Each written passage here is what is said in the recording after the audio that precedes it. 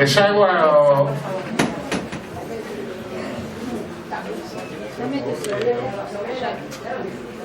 si pueden ir haciendo pasar a la gente.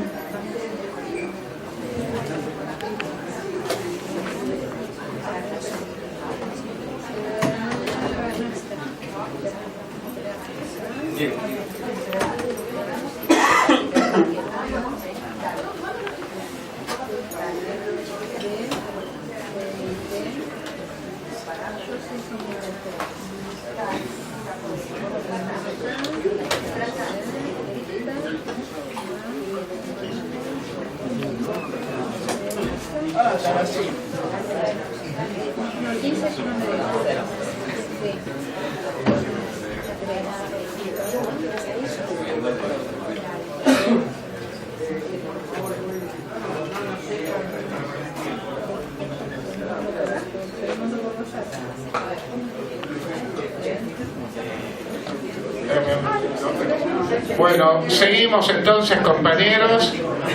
Yo les recuerdo que estos cursos, tanto la primera parte como ahora la segunda parte, las filmaciones del curso van a estar en nuestro canal de YouTube. A partir del martes. A partir del martes van a estar en el canal de YouTube. Estamos llevando este curso a diferentes provincias. Lo vamos a llevar a Tucumán, lo vamos a llevar a Rosario, y también estamos dando este curso en unidades básicas y Ateneos Néstor Kirchner del conurbano. Y me parece que el tema ciencia y tecnología es un tema, en las charlas que yo he estado en unidades básicas, es un tema que interesa a los compañeros, porque una de las características de nuestro pasado gobierno y de nuestro futuro gobierno es precisamente el acento en la ciencia y la tecnología. Bueno, sin más, el próximo panel sobre tecnología nuclear lo va a coordinar Javier Cantero, que es investigador docente del Instituto de Industria de la Universidad Nacional General Sarmiento, y es precisamente director del proyecto de investigación de planes y planificación en sectores riesgosos y estratégicos de la Argentina. Y las dos personas que van a intervenir son Andrés Kreiner, de la Comisión Nacional de Energía Atómica, y Diego Hurtado, de la USAM, expresidente de la Asociación de la Agencia Regulatoria Nuclear. Nada más. Bueno, buen día a todas y a todos. Estamos muy ajustados con el tiempo, con lo cual voy a adherir a la postura de Eduardo, y no voy a cometer la grosería de hacer una larga presentación de cada uno de los expositores, de Andrés Kreiner y de Diego Hurtado. Y solamente quería decir, con respecto, ahora voy a hacer una presentación de todas maneras, ¿no? Pero por lo menos quería decirles más o menos, como estamos muy ajustados con el tiempo, cuál es la dinámica.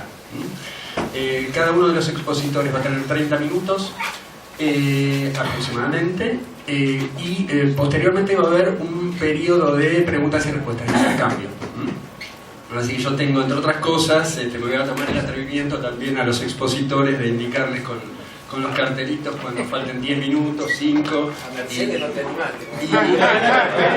No me dejaron. Yo no los encontré. Le di la palabra. Bueno, entonces, otra de las cosas que adhiero de lo que dijo Eduardo es que en cierta medida no paramos de darnos ciertos lujos. Tuvimos a Marco del Pol y ahora tenemos a Diego Hurtado, Andrés Kreiner, los dos verdaderamente autoridades en la materia para tratar el tema del sector nuclear en Argentina. Los dos son físicos, tienen una formación de la Universidad de Buenos Aires, ambos son profesores. En el caso de Diego Hurtado, que es quien va a exponer en primer lugar, hasta es expresidente, ¿no? Expresidente de la ARN, de la Autoridad de Regulación Nuclear. Tiene innumerables publicaciones. Yo les recomiendo este libro de Diego Hurtado, para los que quieren meterse en el sector nuclear, sobre todo la historia. Podemos repartir el PDF al final. Fantástico, fantástico, ahí está. Y además de libros, bueno, papers en publicaciones internacionales. En el caso de Andrés Kreiner también, ¿no? Doctor en física, integrante de la Comisión Nacional de Energía Atómica desde el año en el que se puso en marcha Atucha 1, es decir, desde 1974. Profesor también, titular y regular de la Facultad de Ciencias Exactas y Naturales de la UBA, también de la USAM, ¿no? No olvidé decir que Diego también tiene juega un rol muy importante también en la USAM, ahí también dirige un centro de investigación. En el caso de Andrés, además de ser miembro de la CONEA, también es investigador superior del CONICET, trabajó como investigador y profesor invitado en varios laboratorios internacionales y digamos su eje central de investigaciones y trabajo son las aplicaciones de aceleradores a nuevas formas de canceroterapia. Para finalizar, algunas distinciones. Impresionante cuando leía las distinciones que tenía, el que tiene Andrés Kreiner. Voy a mencionar dos nada más, ¿no? El diploma de honor en física y tecnologías nucleares, ¿no? CONICET 1993, y el premio Bernardo Usey de la Secretaría de Ciencia, Tecnología e Innovación Productiva como investigador consolidado. Así que bueno, sin más, vamos a comenzar entonces con la presentación de Diego, 30 minutos a partir de este momento, y después continuamos con Andrés Kreiner. Gracias por la presentación. Buenos días. Lo puse de cómplice a Andrés, digo, a pesar de que el PowerPoint lo armé yo, porque Andrés fue mi profesor en física nuclear y me puso un 9. Eso me autoriza a poder decir las barbaridades que pueda llegar a decir. Yo por eso digo. Bueno, empiezo con la charla. La verdad que yo tenía una charla bien ordenadita y pensada para hacer un eje histórico. Después de haberla escuchado a Mercedes, se me desordenó todo. Entonces, si no revienen, ¿no? Como pues, muchísimas cuestiones, la charla estuvo espectacular, ¿no? Sí, me parece que fue al núcleo. ¿Por qué retomo con dos ideas de Mercedes? ¿Por qué el caso nuclear, como caso paradigmático de la historia de la ciencia y la tecnología en la Argentina, como podríamos equiparar, por ejemplo, pero con un perfil absolutamente diferente, a las ciencias biomédicas? Si a mí me dijeran, mencioná dos sectores en Argentina donde la Argentina se destaca en el desarrollo científico-tecnológico: ciencias biomédicas, sector nuclear. Cuando hoy uno dice sector nuclear, dice muchas otras cosas que energía nuclear. Y probablemente con perfiles muy diferentes. Si esto se tratara sobre ciencias biomédicas, como van a tener, digo, en algún momento, no sé si es hoy en la tarde o en algún otro sábado, van a ver que el perfil de composición, de configuración de un sector de producción de conocimiento y su articulación a las políticas públicas es totalmente diferente y tiene que ver con las especificidades sectoriales, ¿sí? En ese sentido, ¿por qué rescato el sector nuclear? ¿O por qué rescatamos el sector nuclear? Porque en el sector nuclear se ve de manera muy clara un éxito, ¿sí? Éxito, comillas, ¿no? Éxito relativo a país periférico, o si nos ponemos un poquito más técnicos, semiperiférico, ¿sí? Pero un éxito en términos de lo que uno ve en el sector nuclear es una política energética articulada con una política industrial, articulada con una política tecnológica. Están los tres componentes de los que mencionaba Mercedes. Por otro lado, las tecnologías, como decía ella, los sectores sucios, esto de lo que aporta a la química, lo que aporta al sector de electricidad o metalmecánica, eso también está en el sector nuclear. Vamos a ver que de partida el sector nuclear va a tener como sector estratégico la metalurgia. Uno de los grandes referentes de las políticas tecnológicas latinoamericanas, que es Jorge Sábato, emerge del sector nuclear. No es una casualidad, no es una contingencia, es lo que produjo el sector nuclear, ¿sí? Argentino Junior produce, perdón por la banalidad, digo, no banalidad, digo por la a distancia, ¿no? Produce un Maradona, el sector nuclear produce un Jorge Sabat. Maradona no podría haber salido de algún club canadiense, ¿sí? Con todo el respeto de los canadienses, ¿no? En este sentido, los dos aspectos, probablemente a mi juicio más importantes, que mencionaba Mercedes, vinculados a lo que nos interesa a nosotros, políticas tecnológicas o tecnológico-científicas, están presentes en el sector nuclear. Entonces quiero hacer un recorrido muy esquemático, si me permiten, que arranque desde la década de los 50, llegar hasta, no el presente, hasta el relanzamiento del sector nuclear y el resto que se arregle Andrés. No digo en broma, fue un poco lo que intentamos, que esto sea una introducción para que Andrés hable en algún sentido de cuestiones más vinculadas a la actualidad del sector nuclear. El sector nuclear arranca en un momento en el que en la Argentina se configura probablemente el primer gobierno democrático con una mirada muy concentrada o muy clara en términos de la necesidad de generar políticas públicas para la ciencia y la tecnología vinculadas a procesos de industrialización. ¿Sí? Cuando uno piensa en la creación de la Comisión de Energía Atómica en 1950, es el mismo momento en que la Argentina tiene ya un plan quinquenal en economía, tiene plan energético, hay políticas muy fuertes de estatización, un rol central al Estado, a un Estado planificador, interventor. No es vergüenza en la década de los 50 decir que el Estado tiene que liderar el proceso de industrialización, diversificación de la matriz energética. Y el sector nuclear, en la década de los 50, digamos desde la final de la Segunda Guerra Mundial, emerge en la escena global como la gran, entre comillas, panacea energético-tecnológica. El gobierno de Perón tiene una mirada estratégica sobre estas cuestiones, le presta mucha atención al sector hidrocarburos, al sector aeronáutico, a qué está pasando en los países del primer mundo, entiende que esto es una ventana de oportunidad, concepto que hoy retoma la CEPAL, que deberíamos discutir en otro momento, concepto, digo, equívoco, difícil, filoso. Cuando hay una ventana de oportunidad, a mi juicio la CEPAL es débil en su enfoque de ventana de oportunidad, al obviar lo que podríamos llamar las condiciones político-institucionales. ¿Sí? La ventana de oportunidad no es solamente el momento en que se inicia una revolución tecnológica, sino en qué condiciones está un país de recepcionar, no sé si está bien el término, de recibir, de asimilar una revolución tecnológica. La Argentina estaba en condiciones óptimas en la década de los 50 para ingresar a esta ventana de oportunidad. Esto el gobierno de Perón lo vio con absoluta claridad y la Argentina se embarca en un sector como el nuclear cuando los países del primer mundo están iniciando su trayectoria de desarrollo de un nuevo, ¿sí?, de una nueva línea o sendero de tecnología para la década de los 50.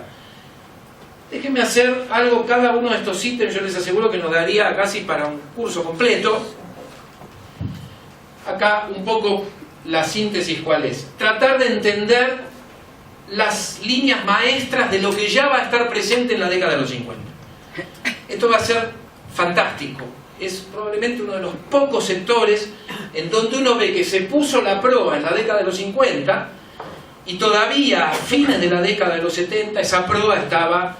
Después nos vino el tsunami neoliberal, el sector nuclear tuvo que navegar las aguas del neoliberalismo, logró mantener la proa, ¿sí?, hasta la década de los 90, en los 90 va a padecer un desguace y a partir del 2003 va a lograr recuperarse de una manera inédita.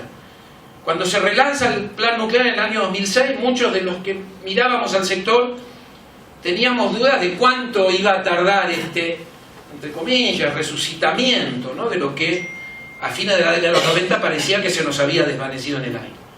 40, 50 años, en ese momento 40 años, digamos, de inversión en un sector tecnológico, en el que Argentina había logrado enormes logros y sin embargo los 90 parecían haberlo disipado. Sin embargo se vio que no estaba disipado cuando se relanza y a los poquitos años ya estaba a velocidad crucero.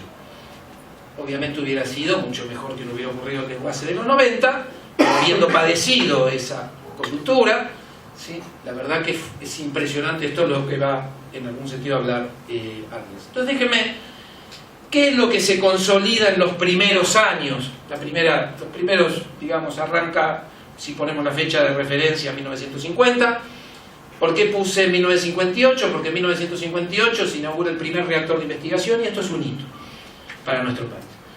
Lo primero que está muy claro en la política nuclear de arranque con la creación de la Comisión de Energía Atómica es la idea de que la prioridad es la formación de capacidades. No solo capacidades en términos de recursos humanos, sino también de equipamiento, infraestructura, una política muy fuerte de inversión del Estado. En general en la memoria colectiva está Huemul.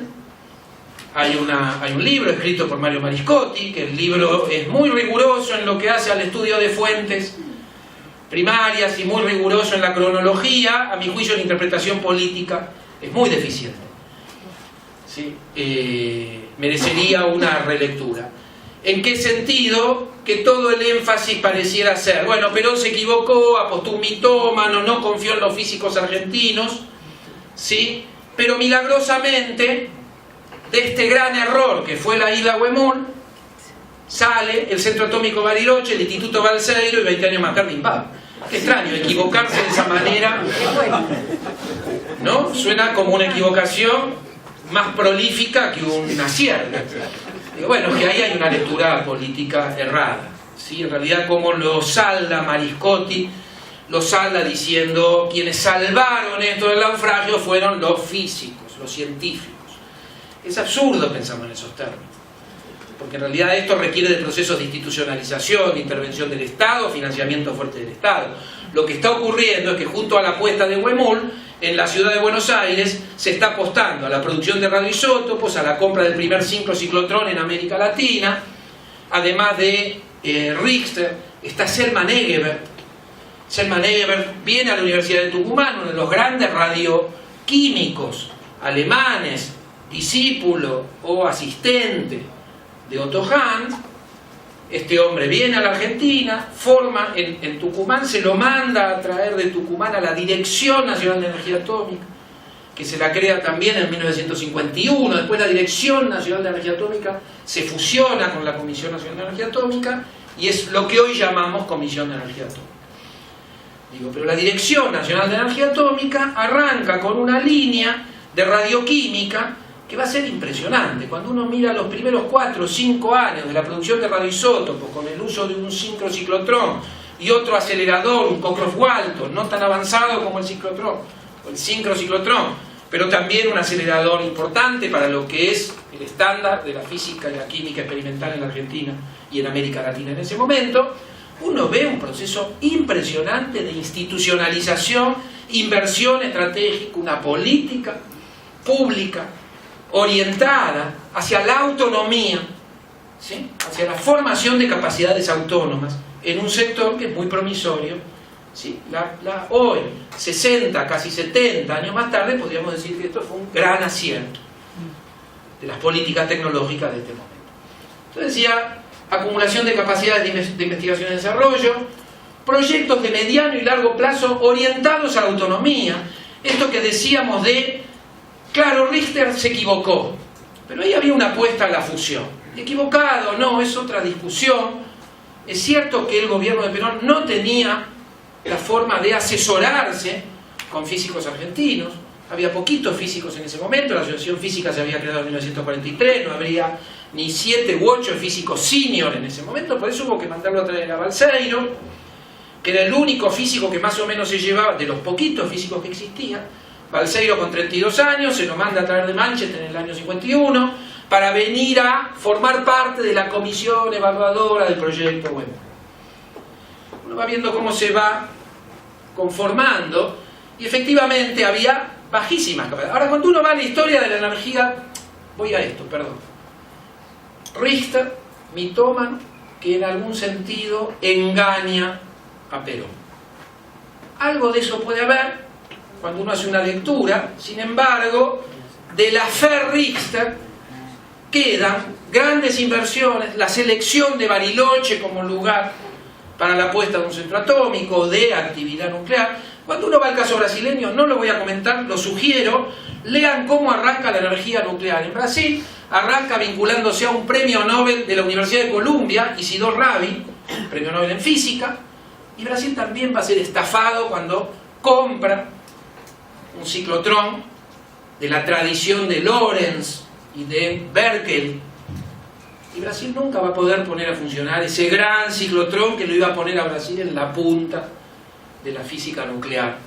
Es decir, lo que pasa es que en nuestros países, América Latina, en ese momento podríamos decir tenemos bajísimas capacidades de gestión de la tecnología, ya arranca la Big Science y nosotros no sabemos cómo lidiar con este nuevo fenómeno que es la Big Science, y el gobierno de Perón aprende con aeronáutica, aprende con el sector nuclear, aprende con no metalmecánica, con el sector automotriz, ¿sí? Aprende con siderurgia, intentando un gran plan de siderurgia que va a ser bastante complejo, etcétera, etcétera. En este contexto hay que entender el lanzamiento del sector nuclear. Proyectos de I+D de mediano y largo plazo, creciente enraizamiento social y económico, esto es fundamental. El sector nuclear no se dedica solo al sector nuclear. Cuando se producen radioisótopos para las ciencias biomédicas, ¿sí? Rápidamente se tiene muy claro que la exportación de radioisótopos le puede ayudar al país a generar divisas. Aparece un sábado en el año 54, contratado por la CONEA, que rápidamente hace una trayectoria muy virtuosa dentro de la Comisión de Energía Atómica, se transforma muy pronto, ya en el año 56, 57 ya está acompañando al grupo que va a comprar el primer reactor de investigación, y Sábato tiene muy claro que la metalurgia es un sector estratégico.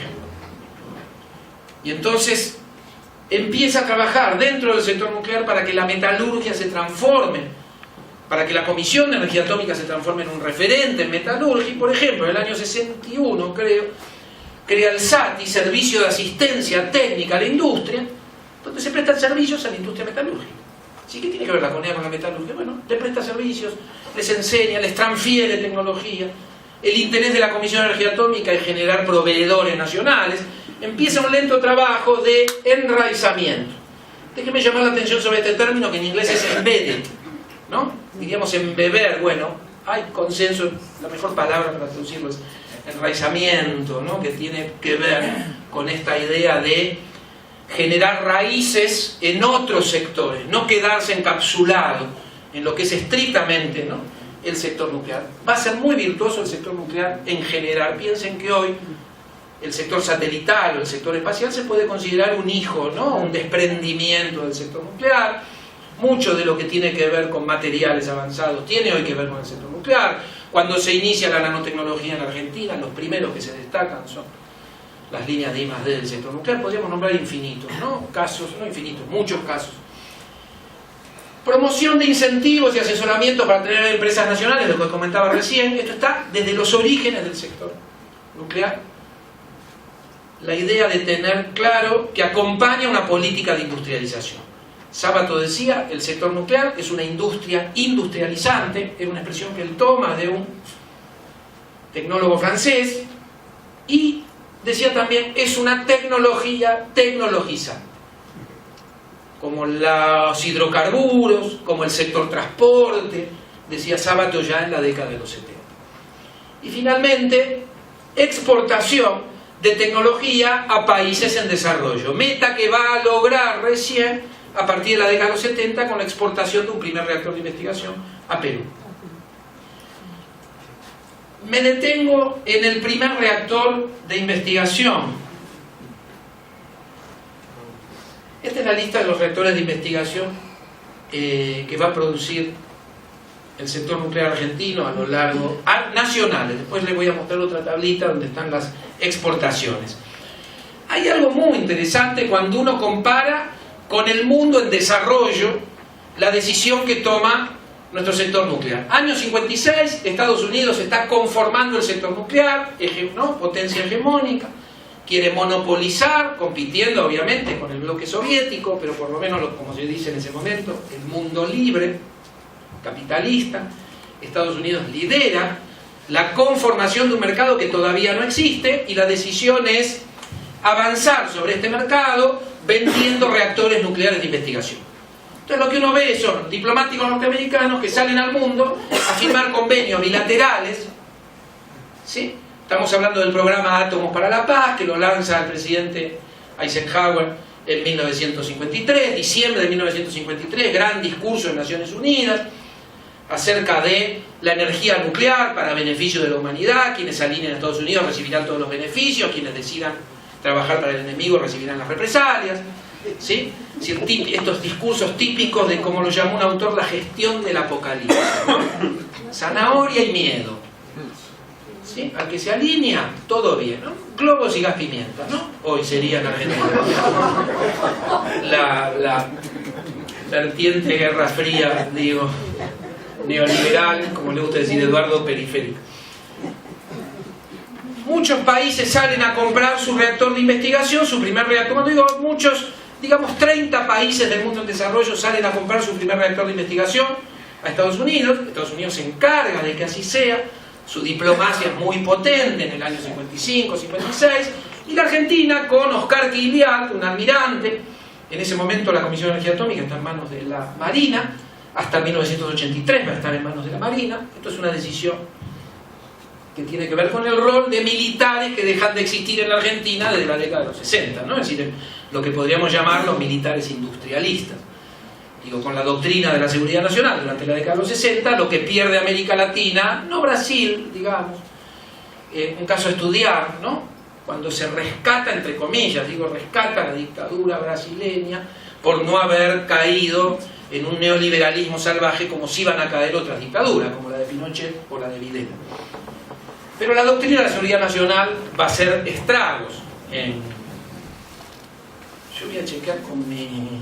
reloj. Sí, efectivamente, no me está estafando. Con mi cronómetro. No, ahora podemos ir más rápido, esto cuesta un poco despegar. Es decir, Quilial viaja, firma un convenio bilateral con los Estados Unidos y viaja a comprar el primer reactor de investigación a Estados Unidos. Se encuentra con una traba legal para la compra. Estados Unidos vende el uranio enriquecido, te vendo el reactor, te vendo el combustible. Argentina tenía acceso a 6 kilogramos de uranio enriquecido al 20%, que era el combustible del RA1.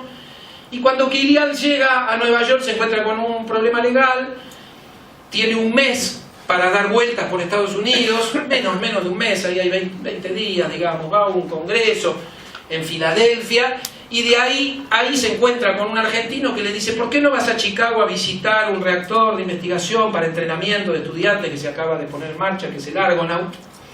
Quilial va a Chicago, a los laboratorios Argonne, mira el Argonaut, y esto créanme que yo lo reproduzco de manera un poco teatral, pero es así. Ve un reactor y dice: esto es un reactor, esto lo podemos hacer nosotros, consultemos. Se pone en contacto con Buenos Aires, habla con algunos de los referentes en ese momento, que son poquitos, ¿sí?, en la Comisión de Energía Atómica, y se toma la decisión de que el primer reactor de investigación se va a hacer en la Argentina. Cancela el contrato de compra y Argentina va a ser el único país del mundo en desarrollo cuyo primer reactor de investigación no se compra, sino que se produce en el país. Después viene un hito conocido en el libro que decíamos que podemos ver el PDF, está con absoluto detalle. Es muy interesante entender la historia micro, ¿no?, o capilar, cómo los personajes interactúan, cómo toman la decisión, en un grado de incertidumbre grande. Es una tecnología que no manejamos, si no nos sale bien vamos a perder la carrera con Brasil. Todo esto está en juego en su momento. Bueno, Quilial vuelve a Buenos Aires, le encarga los combustibles del reactor a Sábato. Sábato se hace cargo, Jorge Sábato se hace cargo, Jorge Sábato y su grupo, y todo es un gran éxito. Y dice 1958, porque en enero del 58, creo que es el 21 de enero del 58, se produce la primera reacción en cadena de América Latina. Se produce en lo que es hoy el Centro Atómico Constituyente, que en ese momento era terreno de fabricaciones militares que había cedido para que se instalara el reactor.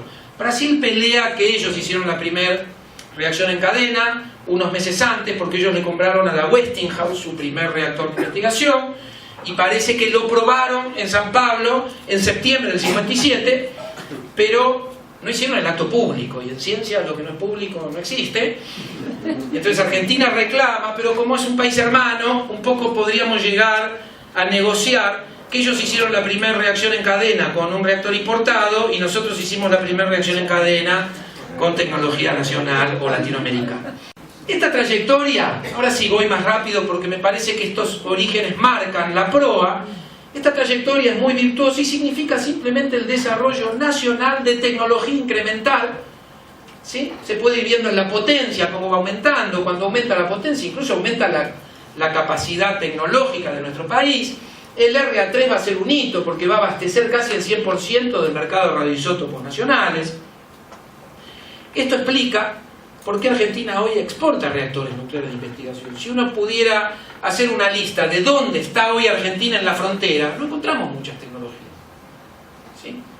Una de ellas, probablemente la más vistosa, por lo que significa vender reactores de investigación, ¿no? Que acabamos de vender a Holanda el año pasado o el anteaño pasado, tiene su origen en una decisión casi contingente. Probablemente si no hubiéramos tomado esa decisión hubiéramos llegado igual por otro camino. Bueno, no importa, es un contrafáctico en historia, no tiene mucho valor. La cuestión es que lo que explica esto es esta decisión. Acá pueden ver lo que empieza a exportar Argentina. En algún momento, ya cuando teníamos la capacidad para producir el RA3, pudimos convencer a Perú de que no le compre a Estados Unidos un reactor de investigación, que lo compre a la Argentina. Perú lo compra. Y después van a seguir algunas otras ventas que no la va a hacer la Comisión de Energía Atómica, la va a hacer INVAP. INVAP va a hacer un desprendimiento del sector nuclear, se crea en 1976. Fíjense lo que es, por ejemplo, la instalación de Argelia, para que tengan una idea. Esto es Made in Argentina, la sala de control del reactor de investigación Argelia, década de los 80. Esto está exportando el sector nuclear en la década de los 80. Este es el reactor en Egipto, la instalación del reactor en Egipto, ¿no? Este ya es Australia, 2006. ¿Sí? Las salas de control antes se parecían más a Batman, ¿no? Digo, estas ya son tecnología más, digo Batman en el sentido de tecnología de los 60, los 70. Esto ya es un poco el edificio. Gracias. Política exterior. Esto es clave. Algo que tuvo, a diferencia de otros sectores tecnológicos, porque yo le podría decir, pero en el mismo momento que nosotros arrancamos con energía nuclear y hoy logramos exportar tecnología de punta, arrancamos con aeronáutica, arrancamos con automotriz, arrancamos con vacunas, arrancamos con petróleo mucho antes, incluso aeronáutica en el año 28. Si estamos exportando reactores de investigación, ¿por qué no estamos exportando aviones, autos, vacunas? Bueno, porque hubo algo en la política nuclear que no hubo en las otras políticas sectoriales. ¿Sí? Esto da para otro momento, lo vamos a revisar, la aeronáutica, etcétera. Pero algo que es destacable de la política nuclear es que tuvo acompañamiento de política exterior. Y Argentina, a pesar de sus dictaduras, a pesar de la inestabilidad política y digamos también económica, logró mantener la proa de una política exterior que defendió la autonomía. Por ejemplo, no firmando el Tratado de No Proliferación hasta la década de los 90. Pues vino Menem, lo hizo. Menem firma, pero firma en los 90. ¿Sí? Tuvimos ahí 20, 25 años. ¿Sí? Que la no firma del Tratado de No Proliferación, también podríamos hablar del Tratado de Tlatelolco, un poquito más complejo, pero no importa. Digo, más o menos el Tratado de No Proliferación sintetiza bastante bien. La condición de posibilidad para el desarrollo autónomo tuvo que ver con una política exterior de defensa de nuestra política nuclear. Esto significa diplomáticos formados, ¿no? Gente que sea capaz de salir hacia afuera, sentarse en los foros internacionales, es decir, saquemos como por moraleja, toda política tecnológico-estratégica debe contar con una política exterior. Estoy diciendo una trivialidad, pero que para América Latina parece que no lo es. Lo último que comento y cierro con esto, los reactores de potencia también tuvieron una política de acompañamiento. Esto es conocido, ¿sí? Cuando se compra Atucha, se negocia la compra de Atucha con Alemania, la máxima participación de la industria nacional. En la década a comienzos de los 70 se logra aproximadamente un 30% de producción nacional, de participación. Lo mismo se aplica para embalse y ya se logra un 50% de participación. Y si Atucha 2 hubiera seguido el cronograma y se hubiera terminado en la década de los 80, hubiera tenido un 70% de participación, y el plan ¿cuál era? Llegar a la década de los 90 produciendo reactores de potencia con un 100% de capacidades nacionales. Esto se frena, se paraliza el sector nuclear en la década de los 80, ¿no? El tsunami neoliberal explica gran parte, ¿no?, de los retrasos y de la necesidad de tener que volver a relanzar el plan nuclear en los 60. Acá con esto quiero terminar. Arrancamos con la Comisión de Energía Atómica en 1950. ¿Sí? Esto es un proceso virtuoso de crecimiento, expansión, diversificación de un sector con componentes de política tecnológica, política industrial, política energética. Esto está más o menos hecho sencillo, una columna vertebral que se va a terminar conformando en la década de los 80. Nucleoeléctrica se crea más tarde, pero no importa, digo, los componentes de Nucleoeléctrica ya estaban en la década de los 80, incluso existía una empresa que ahora no me acuerdo cómo se llamaba, que era 70 con Alemania. ENACE, gracias. ENACE podría reemplazar a NASA acá en los 80, que era la arquitecta de los reactores de potencia. Una columna vertebral, INVAP, Nucleoeléctrica, CONEA como la gran institución productora de I+D, la línea o la cadena de valor del combustible nuclear, ¿sí?, el dióxido de uranio, la aleación, las aleaciones de circonio, niobio, etc., y la producción de los... ¿sí? Perdón, al revés, ¿no?, la fábrica de aleaciones especiales, etc. En sí, la productora de agua pesada, las empresas que deberían en realidad estar desparramadas, haciendo distintas conexiones, lo que hoy se llama, y está muy de moda, y lo utiliza Mazzucato, como el gran punto de llegada de los sectores tecnológicos industriales, un ecosistema de innovación. Podríamos decir que algo aproximado logra la Argentina en el sector nuclear. Falta la autoridad regulatoria nuclear, falta el componente de política exterior, podrían completar todo esto, que es una red muy densa de capacidades, procesos de aprendizaje, acumulación de tecnologías nacionales, etcétera, etcétera. Esto se va a diversificar hacia... Perdón. Me parece que lo saqué. Esto. Esto es lo que les mostré antes. ¿Sí? Y esto va a dar un hijo, que va a ser el sector satelital. ¿Sí? Entonces ya no es solo, y acá están las interconexiones, ¿no?, de la Comisión de Energía Atómica con la CONAE, con BES, con ARSAT. Esto es lo que se espera de un proceso virtuoso, ¿sí?, de generación de capacidades nacionales, donde se diluyen las discusiones o los debates bizantinos sobre si ciencia básica, ciencia aplicada, tecnología. Está todo acá adentro, todo, hay de todo, y todo interconectado con todo, ¿no? Esta es un poco la idea, ¿no?, de red madura o virtuosa en algún sector. ¿Qué debería hacer Argentina en el futuro? Lograr generar este tipo de interconexiones en hidrocarburos, en aeronáutica, lo decidiremos cuando decidamos un proyecto de desarrollo, como decía Mercedes, como suele decir Eduardo, decidir los grandes proyectos nacionales, cuáles van a ser las líneas estratégicas. Decidido eso, que Argentina más o menos, porque uno no puede elegir cualquier cosa, ¿no?, más o menos esto está delineado, ¿sí?, si vuelve un gobierno industrializador, inclusivo, etcétera, etcétera, a partir de diciembre, un poco, esta es nuestra guía. Y como vimos de la charla de Mercedes, y como podríamos nosotros también argumentar si tuviéramos un poco más de tiempo, es un reproche a los organizadores, ya termino, pero como pudimos en algún sentido inferir de la charla de Mercedes, hay muchísimo aprendizaje, ¿no? Cuando ella decía, bueno, esto no lo tuvimos en cuenta, pero ahora sí, les aseguro que esa misma moraleja se aplica al sector de ciencia y tecnología. Lo que pasó entre 2003 y 2015 en Argentina en ciencia y tecnología es lo más importante que le pasó a nuestro país en ciencia y tecnología desde 1810. Los aprendizajes son enormes, eso no quiere decir que no haya habido claroscuros, hay enorme cantidad de claroscuros, pero justamente de esos claroscuros es donde nosotros hoy sabemos qué es lo que no tenemos que volver a repetir. ¿Sí? Gracias.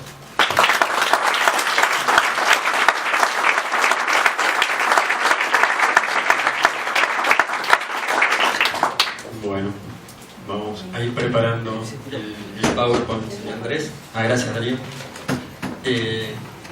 Y en la transición me permite hacer un pequeñísimo comentario. Al comienzo decíamos, es un lujo los expositores. Y también me gustaría hablar de orgullo del sector nuclear, ¿no? En momentos en los que se bastardea tanto el patriotismo y demás, hay muchas cosas por las cuales tenemos que estar orgullosos de ser argentinos, una de las cuales es el desarrollo del sector nuclear. Argentina es uno de los pocos países en el mundo que domina completamente el ciclo del combustible nuclear, el ciclo del combustible, del uranio. En el mundo se cuentan con los dedos en las manos los países que han logrado estas cosas. Y en el interín, o en toda esa trayectoria sociotécnica, desde los años 50, los distintos logros en las áreas del sector nuclear, ¿no? Reactores experimentales, reactores de potencia, aplicaciones medicinales, aplicaciones en la industria, etcétera, etcétera. Y como decía Diego, también esa suerte de spin-off hacia la construcción de un sector aeroespacial. Bueno, no digo más, y ahora sí la palabra la tiene Andrés Kremer. Bueno, muchas gracias. Buen día a todos. Voy a tratar de, en esta media hora, digamos, encarar esta tarea absolutamente imposible de darles un pantallazo. Voy a hacerlo lo mejor y van a quedar muchísimas cosas en el camino.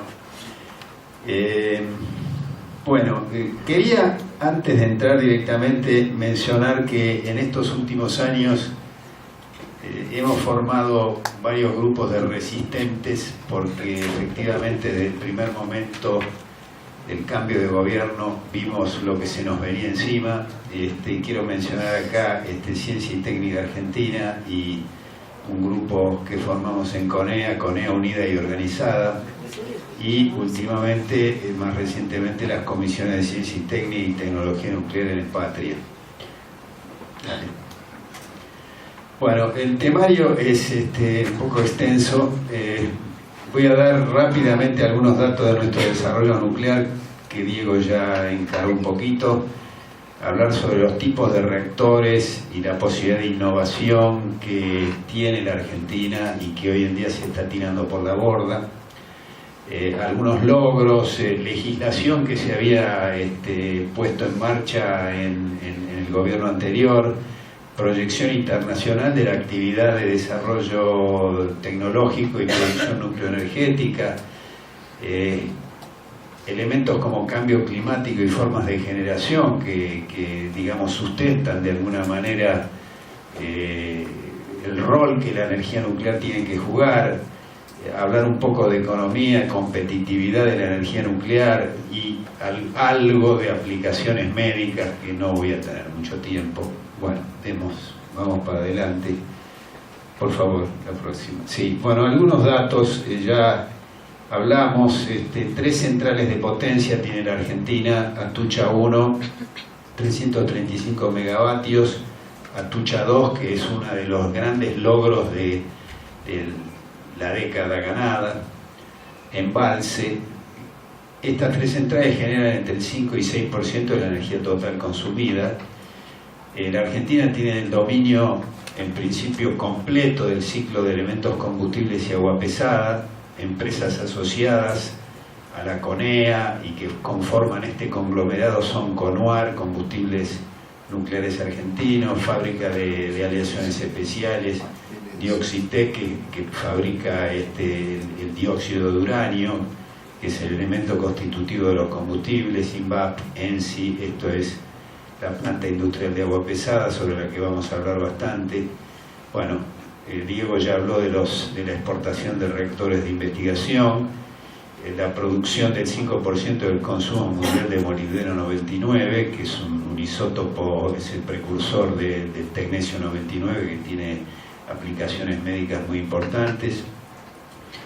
Desarrollo de un reactor de potencia chica, que es el CAREM, centros de medicina nuclear, etcétera.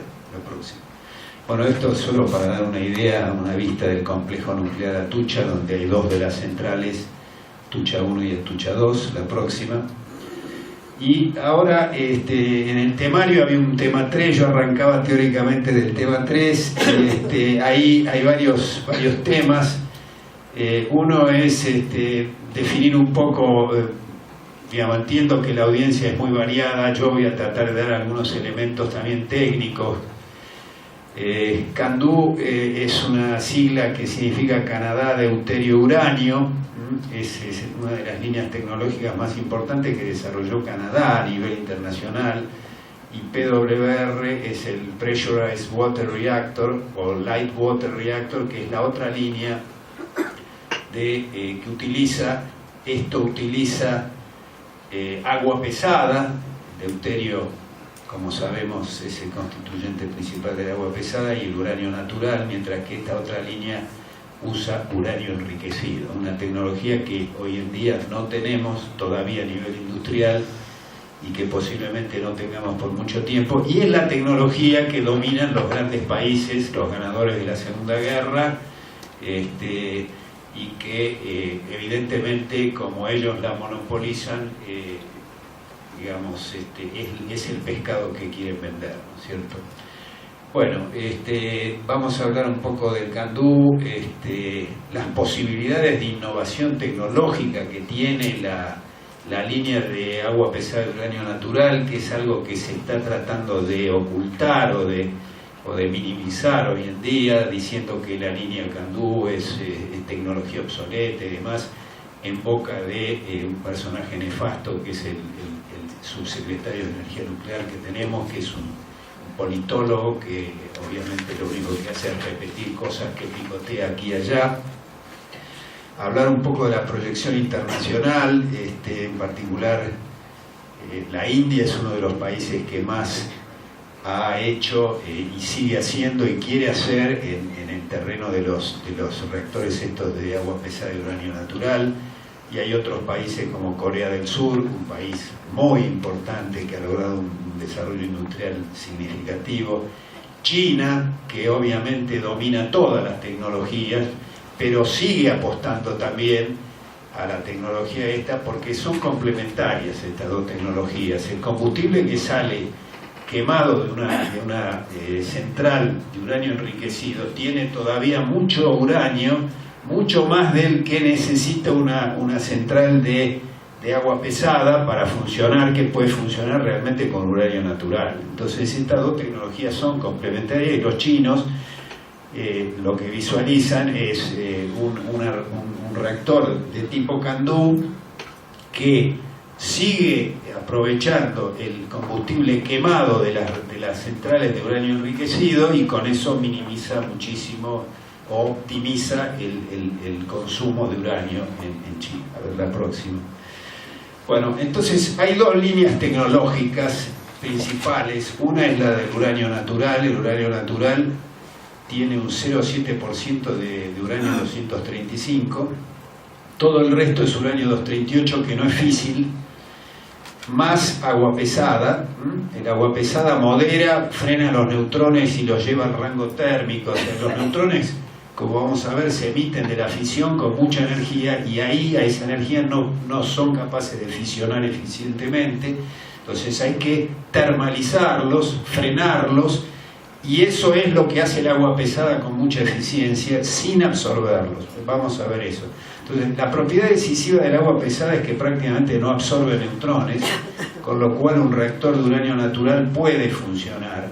No así con agua liviana, porque el hidrógeno absorbe muchísimo más.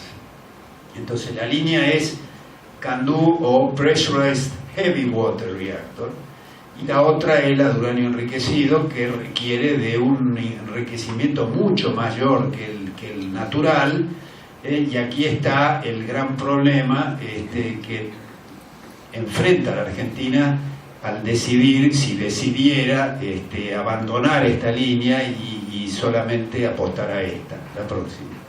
Bueno, acá ven lo que es la fisión del uranio, un poco de física nuclear. Este es un neutrón lento que impacta sobre un núcleo de uranio 235 y lo parte en dos, lo fisiona.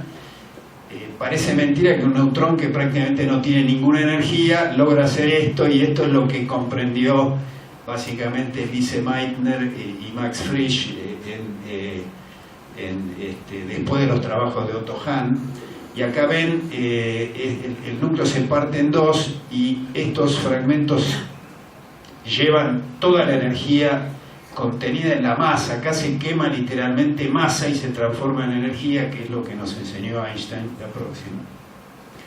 Entonces, los materiales físiles son esencialmente los núcleos impares, no tengo tiempo de entrar, pero el uranio 235, el uranio 233, que no existe en la naturaleza, que vamos a ver que se puede producir en los reactores de agua pesada, y el plutonio 239, que proviene, como vamos a ver, de la captura del uranio 238. Bueno, el proceso es este, ya lo vimos: uranio 235 más un neutrón, dos fragmentos con mucha energía, y en promedio 2,43 neutrones que se emiten, que son los que posibilitan que se genere la reacción en cadena, tanto en una bomba como en un reactor, de manera controlada. Y energía, mucha energía, y eso es lo que distingue a la energía nuclear de toda otra forma de energía, que la energía nuclear está muchísimo más concentrada. Vamos a ver que 1 kilogramo de uranio natural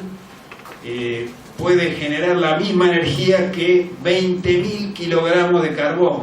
O sea, hay un factor enorme que hace justamente que la energía nuclear sea una fuente muy conveniente de producción de energía. Después, lo que se llaman materiales fértiles, que son el torio 232, y la línea esta de agua pesada de uranio natural, particularmente en la India, que es un país que tiene mucho torio. Por otro lado, el torio es un elemento mucho más abundante en la corteza terrestre que el uranio. Brasil tiene torio, nosotros tenemos algunas reservas, pero no explotadas, pero es algo que todavía tiene mucho terreno para explorar. Bueno, el torio, cuando captura un neutrón, se transforma en uranio 233, que es físico, como se ve acá. También el uranio 238 captura neutrones y se produce el famoso plutonio, pero este material es el material que se usa para bombas, es proliferante, entonces, y produce además otras cosas que son residuos de alta radiotoxicidad, de manera que esta línea es muy interesante para perseguir. Y después están los materiales moderadores, como es el agua pesada, el agua liviana, carbono, etcétera, etcétera. La próxima. Bueno, acá intentaba mostrarles, esto es una parte de lo que se llama la carta de nucleídos, ¿no? Los núcleos viven en dos dimensiones, básicamente. Para especificar un núcleo, es decir, cuántos neutrones tiene y cuántos protones tiene. No así en la química, en donde uno tiene una tabla periódica que es esencialmente unidimensional. Bueno, aquí ustedes ven, por ejemplo, el uranio 235, que cuando captura un neutrón va al uranio 236, que decae finalmente, el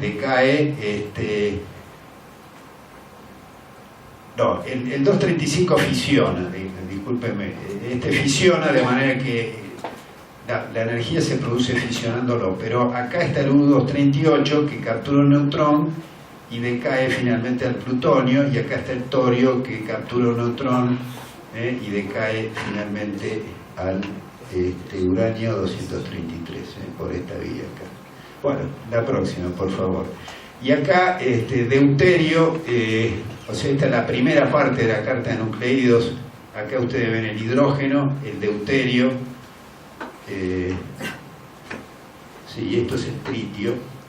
Estos son los isótopos del hidrógeno. Y la gran diferencia entre el hidrógeno y el deuterio está en este numerito, acá que no se ve muy bien, pero que indica la probabilidad de captura de un neutrón. Es mucho mayor este numerito acá, que es 0,3 comparado con 0,00051.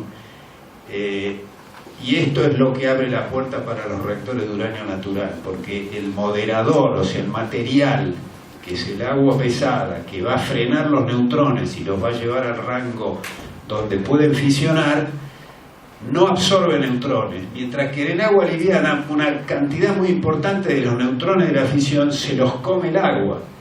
Y por eso, para operarlos hay que enriquecer el uranio, y este proceso es sumamente caro y complejo y todavía no lo tenemos. La próxima. Bueno, voy a hablar un poco de los reactores entonces de agua pesada. Los que existen hasta ahora están moderados y refrigerados por agua pesada, la próxima. Acá les muestro rápidamente lo que es un reactor CANDU. A diferencia de los reactores de agua liviana, estos reactores de agua liviana tienen están bajo presión y tienen una esfera de contención que es un enorme tanque que los canadienses en su momento no tenían industria para hacerlos, y entonces inventaron una cosa muy interesante que es, bueno, ¿qué es un reactor? Es un tacho prácticamente. Ellos inventaron un tacho que se llama calandria, dentro de lo cual hay unos tubos de presión donde está el combustible. O sea, básicamente acá no hay una gran esfera presurizada, sino que hay unos tubos de presión donde están los elementos combustibles. O sea, está el uranio natural, y a través de estos tubos circula agua pesada a presión, que finalmente es la que se lleva el calor que genera la fisión, y con ese calor en un intercambiador se produce vapor, y eso es lo que mueve una turbina después. Esto es el circuito primario cerrado, y también dentro de este tacho acá, que no está presurizado, hay agua pesada, que es la que sirve para, por ejemplo, cuando se produce un neutrón acá, se frena y llega acá ya térmico y es absorbido. Bueno, esto es un poco cómo funciona un reactor de agua pesada. Estos reactores de agua pesada fueron evolucionando, y hoy en día el modelo que la Argentina quería llevar adelante en su primer trato con China, porque ustedes saben que hubo en el anterior gobierno hubo un acuerdo con China en donde se negoció que China financiaría, con una financiación muy conveniente para Argentina, primero un reactor de agua pesada, que era la línea nuestra, y que en la cual, como dijo Diego, iba a haber una integración nacional muy importante, y esto los chinos lo hicieron porque negociaron una segunda etapa de un reactor de uranio enriquecido. Bueno, hoy en día todo esto se está tirando por la borda, y el gobierno actual está quedándose solo con el segundo reactor, que es una tecnología que no tenemos, en la cual la participación nacional se prevé que va a ser muchísimo menor, y además está cancelando y tirando por la borda toda esta línea de uranio natural y agua pesada, para la cual tiene todos los elementos tecnológicos industriales desarrollados. Bueno, vamos a ir un poco, bueno, quizás algunas cositas.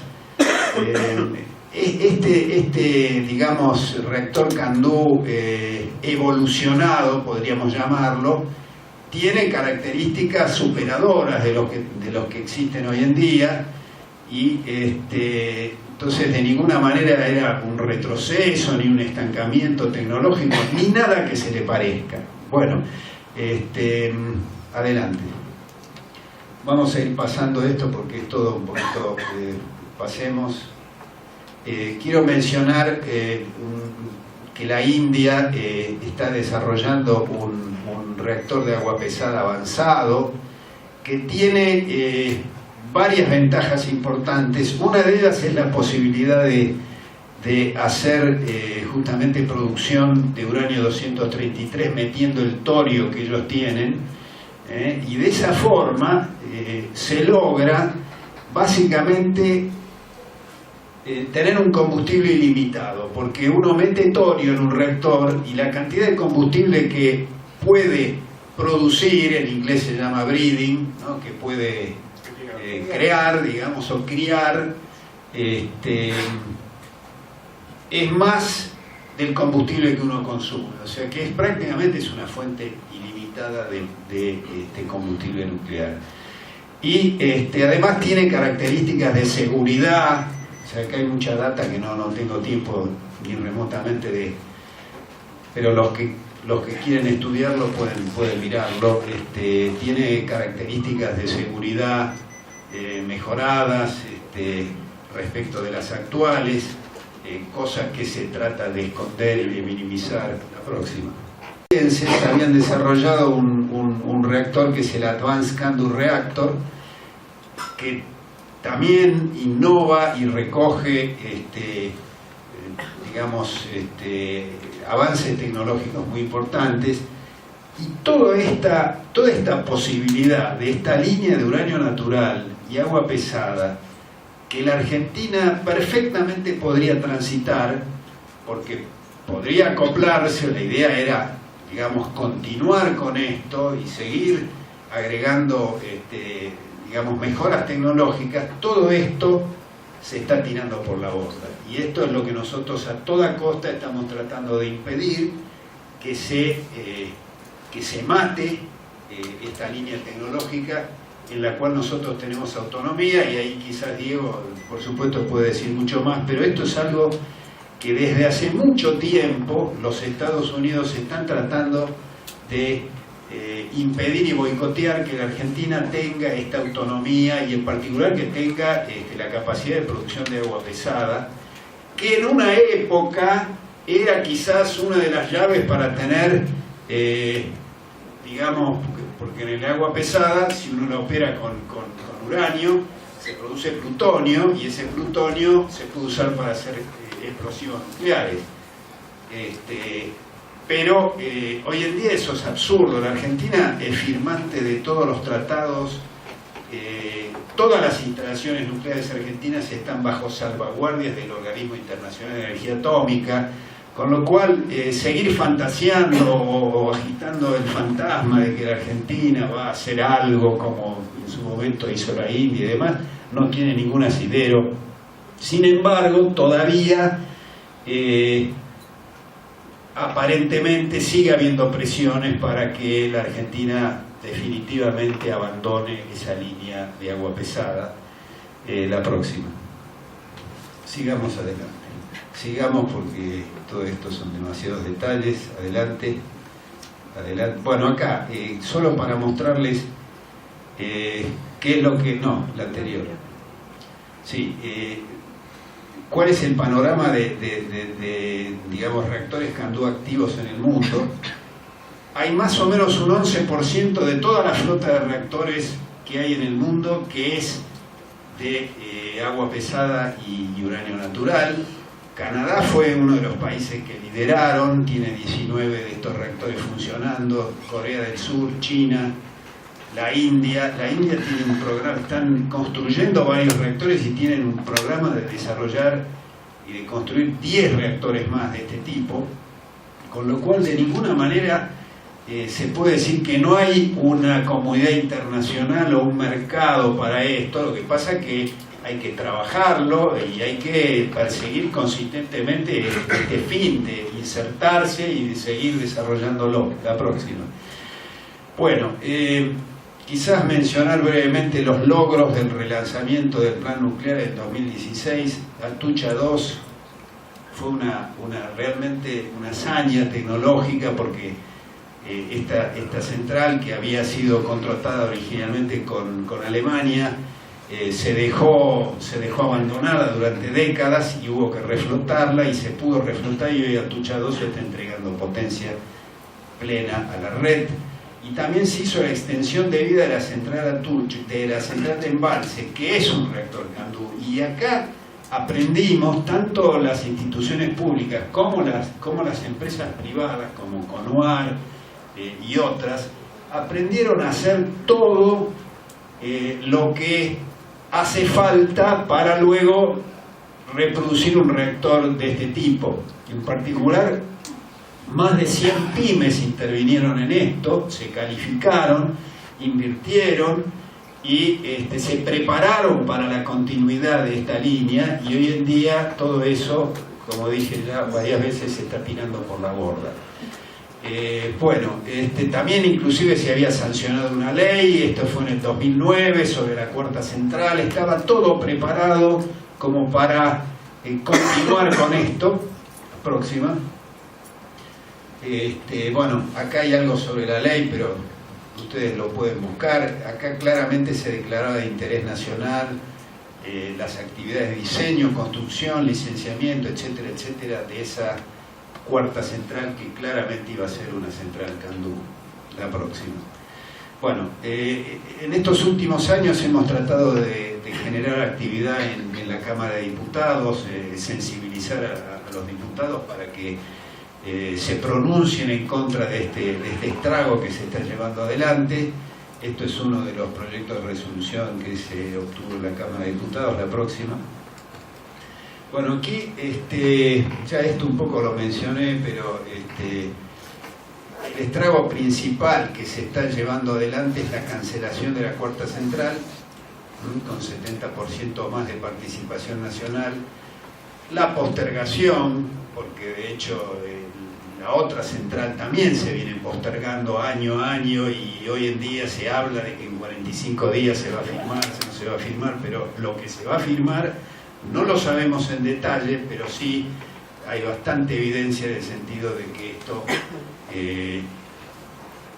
realmente no va a beneficiar como se pretendía a la industria nacional. A ver, la próxima. Bueno, acá solo mencionar el tema del quemado de los combustibles fósiles. O sea, la humanidad necesita energía, eso es claro, y digamos, las fuentes de energía que hay no son muchas, y especialmente aquellas fuentes que son lo que se llaman energía de base, o sea, fuentes de energía que están disponibles las 24 horas, los 365 días.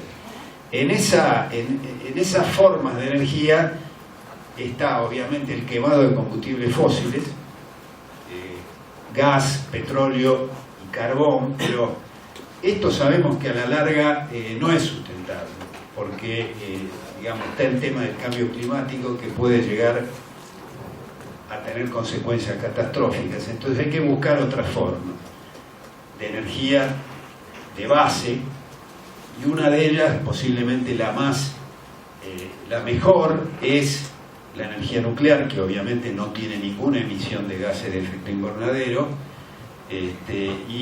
Bueno, la Argentina se comprometió internacionalmente en el Acuerdo de París, como tantos otros países, a reducir sus emisiones, y la vía que tenemos abierta y que teníamos abierta y que estamos impulsando es la energía nuclear.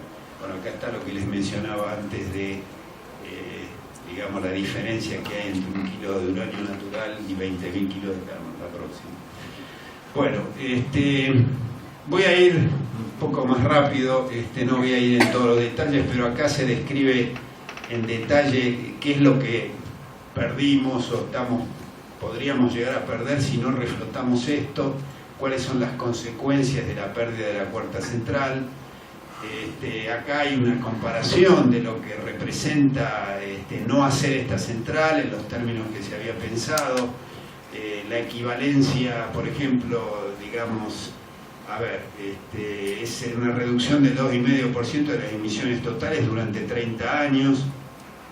Para dar solo un número acá, es equivalente al consumo eléctrico de 22 millones de hogares por año, o sea, 720.000 hogares por año durante 30 años, o 36.600 turbinas de viento, o 1.200 turbinas por año durante 30 años. O sea, es muchísimo lo que se pierde no haciendo un reactor. La próxima. Bueno, aquí había tenido algunos apuntes sobre la competitividad y el auge de la energía nuclear a nivel internacional.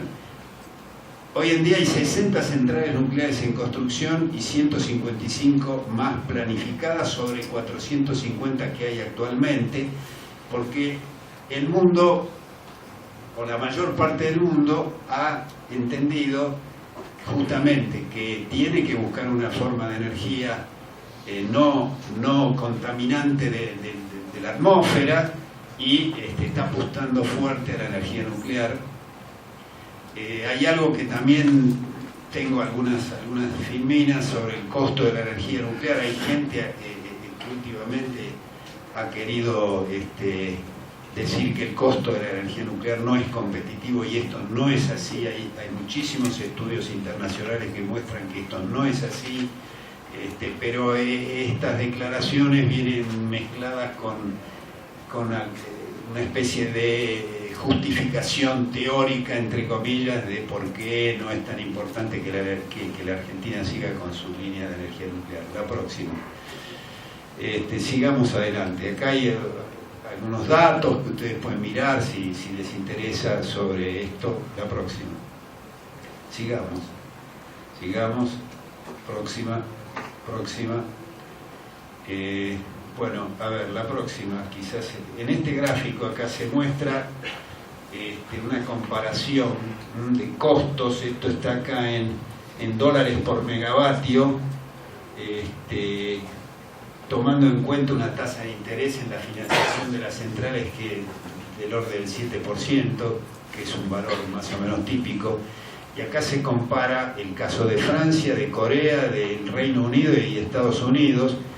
Ustedes ven que, por ejemplo, en el caso de Francia, la energía nuclear es claramente la más barata, comparada con gas,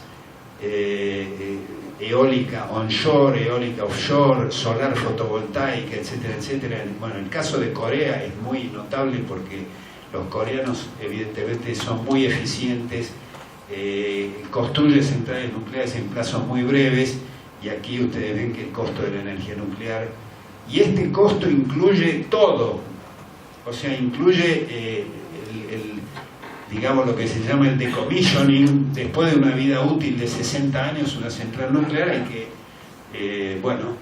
decomisarla o digamos, inactivarla, desmantelarla. Todo eso está metido en este costo nuclear, ¿no? Así que bueno, a ver la próxima. Sigamos adelante. Esto es la bibliografía. Bueno, queda un tema que obviamente va a quedar en el tintero, que son las aplicaciones de la energía nuclear a la medicina, y acá podemos mencionar la producción de radioisótopos, tanto para terapia como radiodiagnóstico, y hay algunas formas novedosas de radioterapia. Una de ellas es la terapia por captura neutrónica en boro, y para eso se está haciendo un desarrollo de tecnología de aceleradores en la Argentina. En esto estoy involucrado yo. Yo les quería mostrar una rápida vista, una galería de fotografías del estado. Podemos pasar muy rápidamente. Anda pasando y yo te digo, sí, seguí pasando. Bueno, esto es cuando se montó el acelerador Tandar. Estos son tanques que se hicieron en IMSA, en Mendoza. Adelante. Seguí nomás. Seguí.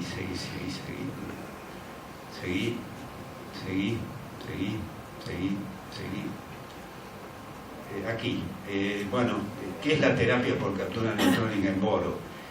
Hay ciertos tumores hoy en día que no son abordables por las metodologías tradicionales. Por ejemplo, tumores extremadamente agresivos y radioresistentes del sistema nervioso central, tumores profundos en el cerebro.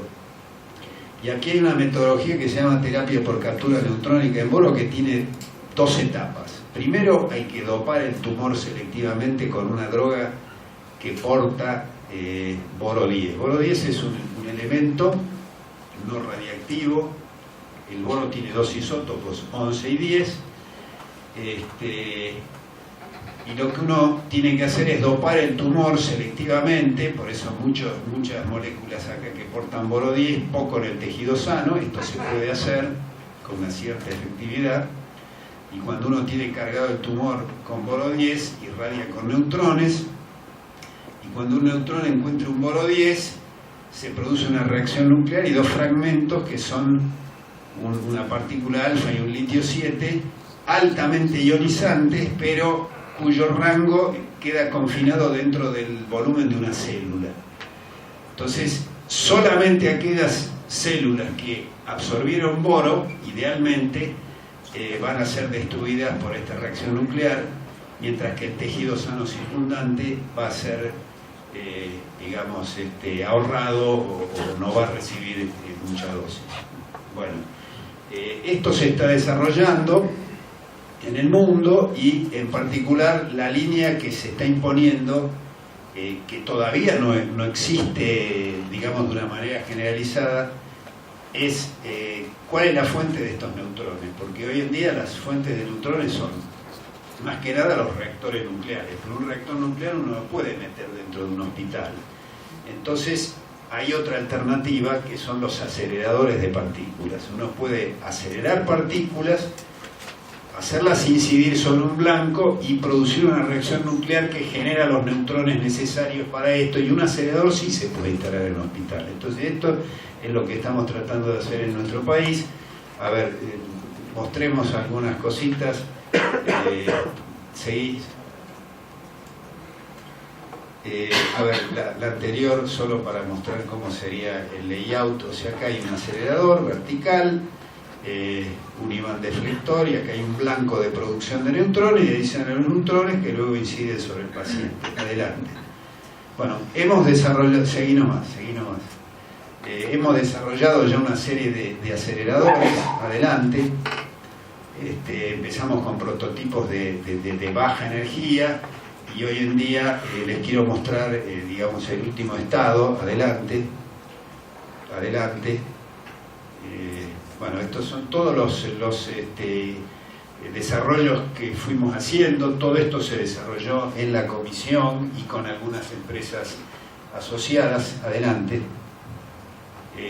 Acá lo que ustedes ven en este momento es un haz muy intenso, porque acá el desafío es que este haz tiene que ser muy intenso para poder producir los flujos neutrónicos que hacen falta para la terapia.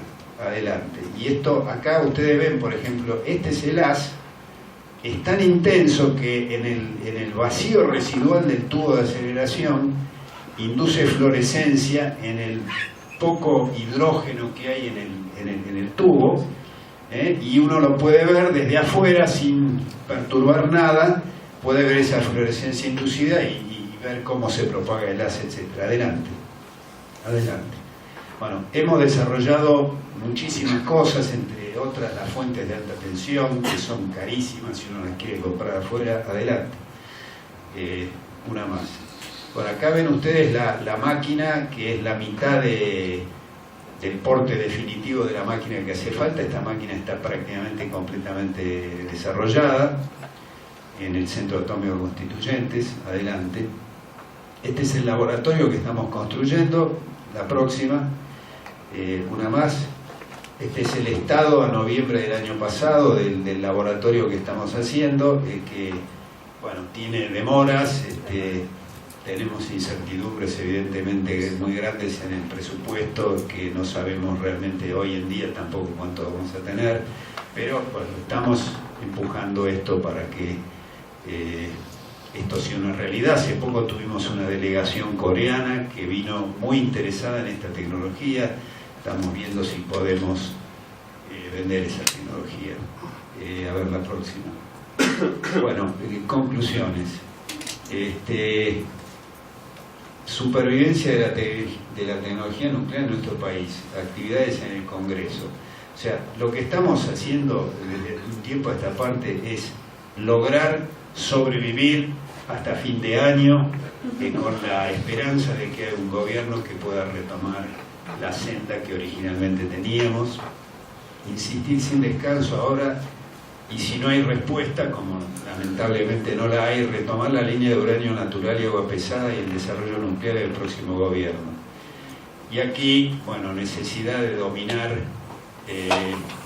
por cierto, dominamos el ciclo, pero también hay que hacer hincapié en la exploración y producción de uranio, que está parada hace mucho tiempo, no solo ahora, con el argumento falaz de que, bueno, es más barato afuera, entonces hay que comprarlo afuera, pero con ese criterio, evidente, si compramos todo afuera no tenemos con qué pagarlo, y eso es algo que no sirve. Te prestan. Sí, claro, te prestan y después te condicionan. Bueno, les agradezco. Disculpen.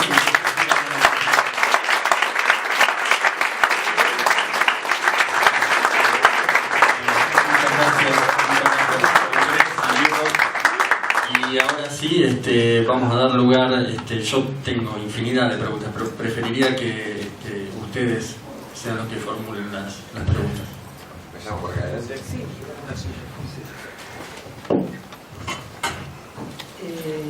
Yo le quería preguntar, yo por cuestiones de familia, conozco toda la cuestión nuclear, bueno, donde conozco porque no tengo nada que ver ni con la física, pero tengo entendido que en el 73, 74, el nivel de desarrollo de la Argentina era parecido al de la India, con los que tenían bastante relación y demás. Ahora, por lo que acabo de ver, la India se fue y siguió y bueno, y nosotros sobrevivimos como sobrevivimos. Es así. Y la India siguió, digamos, manteniendo lo de agua pesada, que era lo original y demás.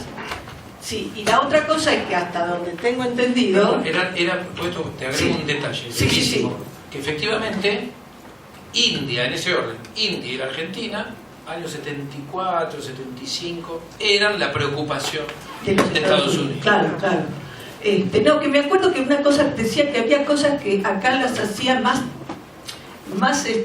sofisticada que en la India, no sé, viste, que usaban mucha mano de obra directa, una cosa así era, pero estaban más o menos al nivel. Bueno, y la otra pregunta es que el año pasado creo que fue, tengo otra más después, pero que la planta de agua pesada la están haciendo pelota. ¿Es así? Sí, bueno, eso es algo que en el fragor de... Sí, porque digamos, yo lo leí, hubo unas quejas, algunos movimientos y después, bueno... Sí, justamente yo no lo enfaticé lo suficiente, pero digamos, la llave para que la Argentina pueda continuar con esta línea tecnológica es la planta industrial de agua pesada que mencioné en algún momento, que es la planta más grande de producción de agua pesada que hay en el mundo y que costó en su momento del orden de 1.000 millones de francos suizos en la década del 80, se terminó en el 90, lo terminó también la Argentina, fue una cosa también parecida a Tucha 2, y esa planta industrial que la necesitamos primero para reponer el agua pesada de los reactores nuestros que están funcionando, para proveer el agua pesada de los reactores que exportamos, porque hoy en día los reactores de investigación llevan una carga de agua pesada que por supuesto no es tan grande como la que tiene un reactor de potencia, pero también lo es, y esa planta industrial de agua pesada hoy en día se está dejando morir. Digamos, el plantel ya se redujo de 450 personas a 300, y si esto se consuma, nos cierra definitivamente el camino de esa línea tecnológica que la Argentina tan exitosamente supo poner en marcha, porque si bien la India quizás siguió con innovaciones tecnológicas, la Argentina logró Atucha 2 y logró la extensión de vida de embalse, en la cual se cambiaron una cantidad de internos del reactor que ahora le dieron 30 años de vida más. Y esto es una cosa no despreciable, porque en Canadá, por ejemplo, hay muchos reactores que van a tener que pasar por un proceso similar, y entonces no solamente Argentina podría seguir fabricando sus reactores de agua pesada, sino también proveyendo servicios técnicos altamente especializados y componentes a los países que tienen reactores de agua pesada y que quieren extender el periodo de vida de estos reactores, cosa que todos quieren hacer porque obviamente es mucho más barato extender la vida útil de una central que construir una de cero, ¿no? Entonces, efectivamente, uno de los enormes temores y preocupaciones que nosotros tenemos es que logren destruir la planta industrial de agua pesada que está en Arroyito, en Neuquén. Para eso estamos moviendo cielo y tierra. Vamos a ver al gobernador, al ministro de Energía de la provincia de Neuquén. Estamos tratando de sensibilizar al Congreso, en fin, estamos por todos lados tratando de que esto no se logre consumar este año y que logramos sobrevivir hasta que venga de nuevo un gobierno como la gente que que retome la senda del desarrollo nuclear. Que venga un Que venga un gobierno. Bueno, muchas gracias. A lo que dijo Andrés, una tonelada de agua pesada son $350.000 a $600.000. Una tonelada. Si estamos hablando de un altísimo valor agregado, Una fuente de solo 10, 12 países lo producen en el mundo y Argentina tiene esa tecnología. ¿No? ¿Cuánto cuesta producir?